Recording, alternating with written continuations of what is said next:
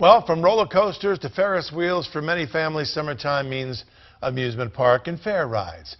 But how do you know if the ride you and your family are strapped into is really safe?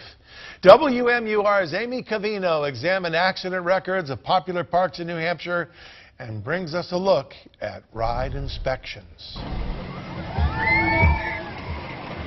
Screams at the Corkscrew at Canobie Lake Park, that inexplicable mixture of fear and delight. First roller coaster ride. First roller coaster ride. First And one you of the day. survived. You look happy about it. I'm fine. High in the air, circling, spinning.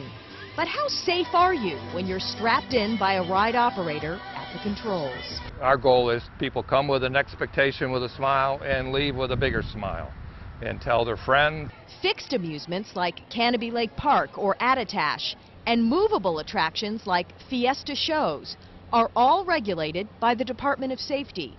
Rides are inspected once at the beginning of the season and once during an unannounced visit.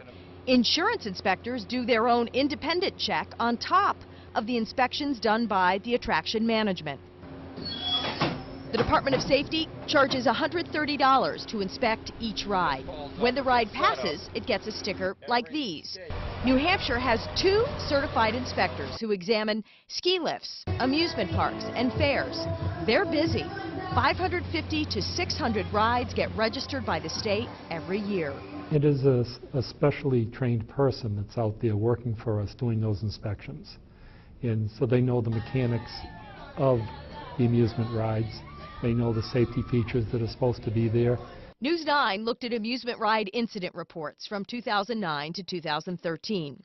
State inspectors say reportable incidents are those that result in an injury where treatment beyond first aid is recommended or sought. In 2009, the Department of Safety logged 29 incidents, 17 in 2010, 30 in 2011.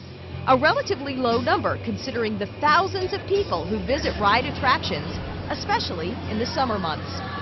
State officials say rider participation attractions like slides or bouncy style activities rack up more minor bumps and bruises than typical amusement rides. Here's why.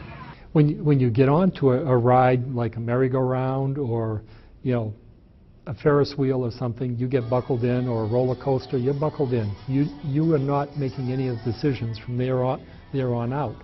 It's a shared responsibility between what we have to offer and what they want.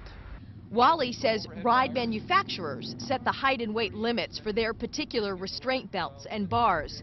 But sometimes riders try to cheat.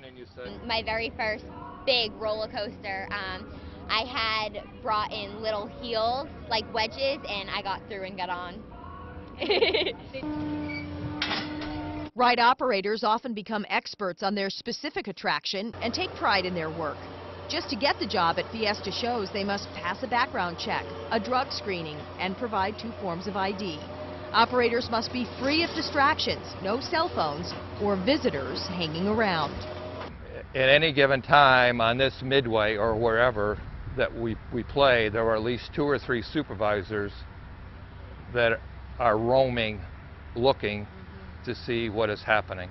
Zip lining is so new to the industry, New Hampshire regulators had to wait for national standards to be published.